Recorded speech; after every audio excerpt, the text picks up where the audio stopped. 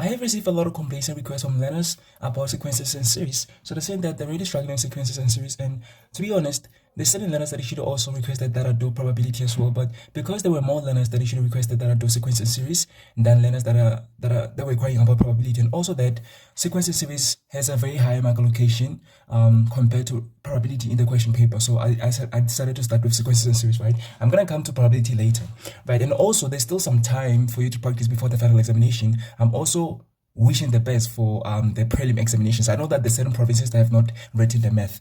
For all those that have written, I hope that you actually did well. Yeah, let us get into it. So I have an example from one of the previous papers that I'm going to utilize in this video. I don't know if I'm actually do 2 examples. Okay, so it depends on the length of the video. Anyway, let us get into it. So this question was question 3.2 from one of the past papers, and it involved simultaneous. Yes, sequence and series have questions that are related to simultaneous equations. Right, so it has said a geometric sequence and an arithmetic sequence have the first term.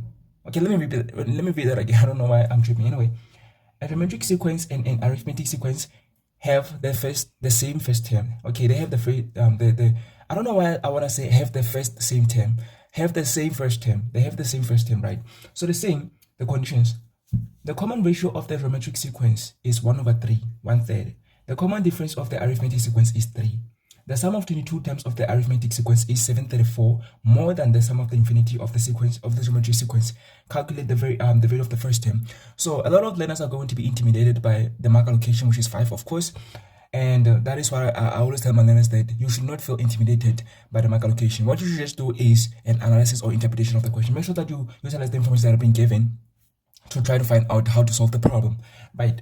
So let us get into it. So they're saying that a sequence, a geometric sequence and an arithmetic sequence have the same first term. So let us write it down. We have an arithmetic versus the geometric. So arithmetic sequence properties versus the geometric sequence properties. Geometric sequence. So we know that for arithmetic, Tn is equal to A plus n minus 1 times d, and we know that for geometric we have Tn is equal to A times r to the power of n minus 1. Right, so they're saying that the first term of the arithmetic series sequence is the same as the first term of the geometric sequence. So these two are the same. For this one we have the r, which is the common ratio. For this one we have the d, which is the constant difference. So they're saying that the common ratio for the geometric sequence is 1/3. So we have r is equal to 1/3, and they're saying the common difference or the constant difference of the arithmetic sequence is 3. Okay, so d is equal to 3. So we have the a, well, not really that we have the value of a, because we need to determine the value of a. So we are given the value of d and the value of r. Why did they give us the d and the r? It is because those are 2 different variables. So if we didn't have their values, then we have 3 unknowns, a, d, and r. That is why it is important for them to give us the values of d and r, so that the only unknowns here becomes a and n. So a and n are going to be common for both the sequence and for both the sequences, right? So we can actually solve for this simultaneously.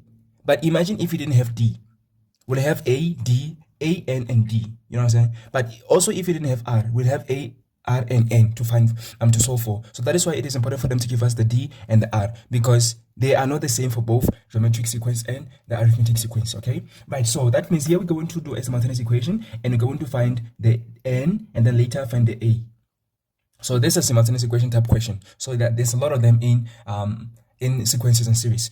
Right, so the third term, the third condition that I said is that the sum of 22 terms of the arithmetic sequence is 734 more than the sum to infinity of the geometric sequence. So for the arithmetic sequence, we have Sn, which is the sum of the terms. So it has 2 formulas, by the way. So we have Sn is equal to n/2. This formula, it is there at the back of the paper or in a formula sheet. You don't need to memorize it. We have n/2 multiplied by a. Where is it? A? Is it 2a?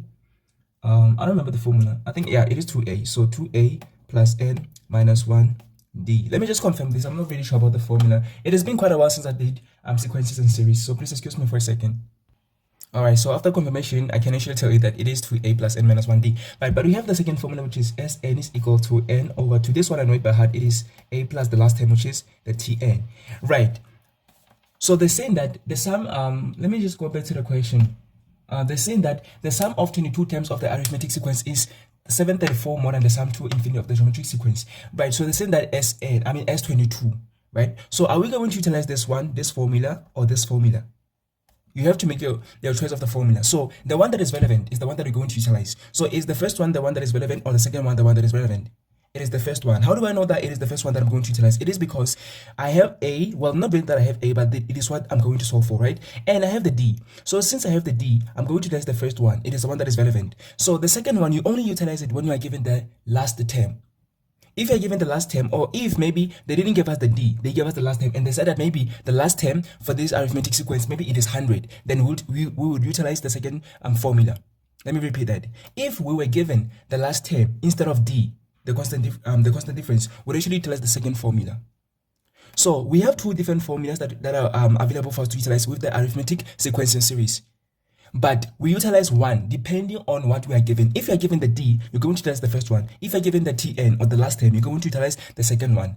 So the second one works only if we have the last term. But the first one works whether we have the last term or we have the D or whatever. The second one, the first one always works, like it works at all times. The first one always works. The second one is conditional. It depends on whether we're given the last term or not. If you're given the last term, you utilize it. If you're not, we don't actually utilize it. So because in this example, we're not given the last term, we're not going to utilize the second formula. I hope that is clear.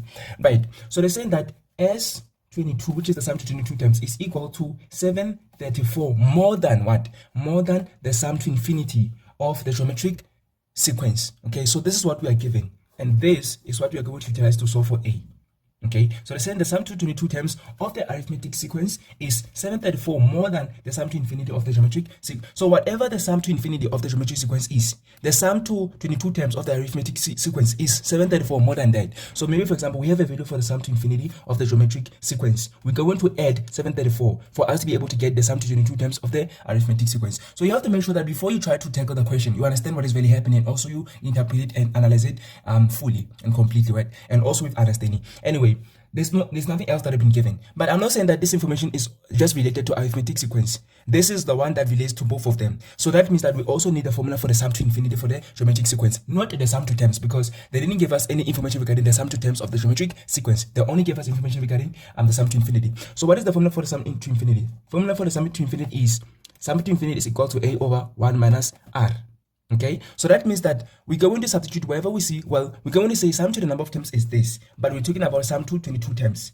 And then we're going to determine that of the arithmetic sequence, because we have the A, we have the D, we also have the N, because N is 22. Therefore, we're going to find sum to 22 terms of the arithmetic sequence. It is possible because we have we don't have the A, we have the D, and we also have the N. Okay, so that means we're going to find the sum to 22 terms in terms of A, because A is the only thing that we will not have. We'll have the N and the D. So we're going to determine the sum to 22 terms in terms of A, because A is going to be the only unknown. And then with the sum to infinity, we don't have the A, of course, but we do have the R, which is this constant ratio N is 1 over 3. Therefore, we're going to determine the sum to infinity in terms of A as well. So we're going to have the sum to 22 terms in terms of A, the sum to infinity in terms of A. Therefore, A in this equation is the only thing that's going to be an unknown, and we're going to solve for it. So now that we have the picture, we can be able to solve for this comfortably, because we know the path or the route that we're going to take. Okay, so that is the first thing that you should actually do in an exam when it comes to sequences and series. So you should make sure that you do an interpretation and you understand what you've been given, especially if it's a question that is related to or needs an application of simultaneous equations. Okay, right. So let us get into it. Let us first determine the sum to 22 terms of the arithmetic sequence. So we're going to be like Sn is equal to n over 2. Remember that we're going to get it in terms of A, because A is the only unknown here, and then times D, and then we're going to be like sum to 22 terms is equal to n is 22, so 22 over 2. How do we know that n is equal to 22? Because we have sum to terms, sum to the number of terms is this. So this is the general formula. So they're saying sum to 22 terms. So n represents the number of terms. So since they're saying sum to 22 terms, therefore the number of terms is 22. That means n is 22, right? And then we're going to be like 2a plus n is 22 minus 1 multiplied d. So d, they say that it is equal to 3. And then we're going to be like sum to 22 terms is equal to, then 22 over 2 is 11, so we're going to have 11 and then multiply by, and then 2a plus 22 minus 1 is 21. 21 multiplied by 3 is 63.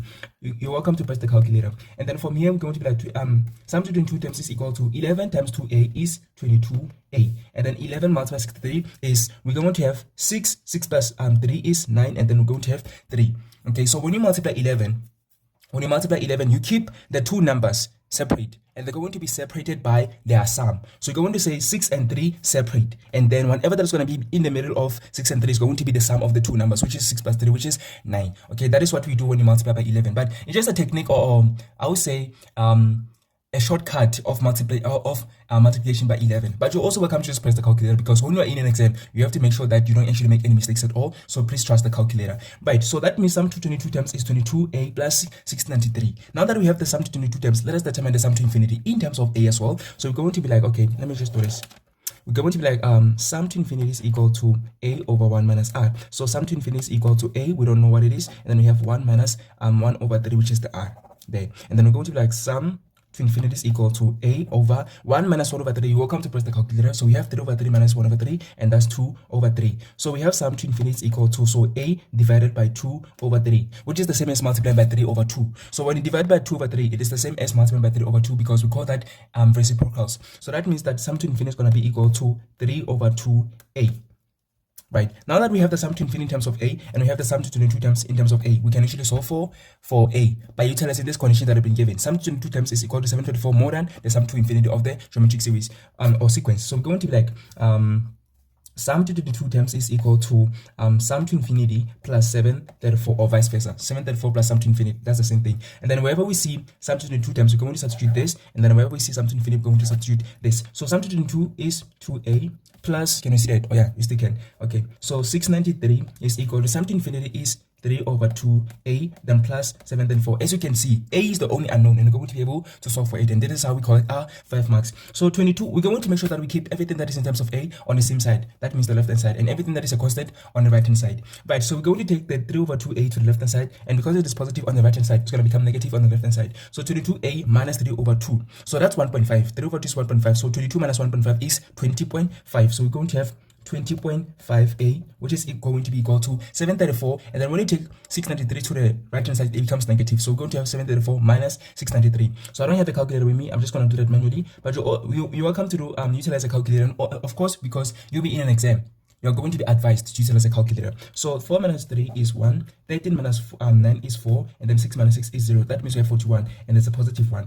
So we're going to, not when I say 41 and then it's a positive 1, I'm not saying, I'm saying the 41 is positive. That's why I said a positive 1. Anyway, so we're going to divide both sides by 20.5, 20.5. It's just a coincidence. It's just so beautiful that 41 is usually a double of 20.5. I know that by heart, because 40 is a double of 20. That means when you add 1, when you divide 1 by 2, you're going to have 0.5. That means when you multiply 2 by 0.5, you're going to get 1. So that is why I'm sure that 41 is a double of 20.5. But you're also welcome to just press the calculator, and you're going to get that a is equal to 2. And this is how we solve for this question and get our 5 marks. So a lot of learners would actually become intimidated by this type of questions just because of the mark allocation. Don't worry about the mark allocation. Just utilize the information that have been given, and then try to understand what is going to happen. Try to find a picture or the route that you're going to take. Okay, and then once you have found the path that you're going to take, then you're going to know what to do.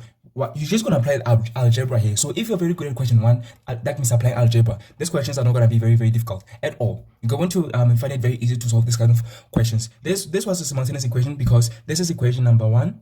This is equation number 2, and this is equation number 3. This equation number 3 is the one that is going to help us to equate these two into each other, and then solve for whatever unknown that we were supposed to solve. So this is how we do this question, and I hope that it was helpful. So I'm going to continue doing sequence and series questions, because a lot of them has actually asked me to make videos regarding this topic, and also I'm just going to do questions that are very, very difficult. I'm not going to make videos about I'm not going to make videos about questions that are about 2 marks, 3 marks. No, I'm going to do questions that are related to simultaneous equations, and also those ones that are very, very difficult. For example, there's this type of questions that I love to ask when it's about quadratic sequence, geometric sequence, or arithmetic sequence. There's this type of questions where they love to say especially with the arithmetic sequence, they love to say determine maybe the sum of the terms that are not divisible by 5. Those type of questions and the related ones, those are the type of questions that I'm going to make videos about. Those questions that are worth 6 marks, 5 marks, maybe 4 marks questions, I'm actually make videos about them. But for this video, this is the only example that I'm going to do. The other examples I'm going to do in the next video. So I hope that this has been helpful, and I've actually enjoyed. See you in the next video. Thank you.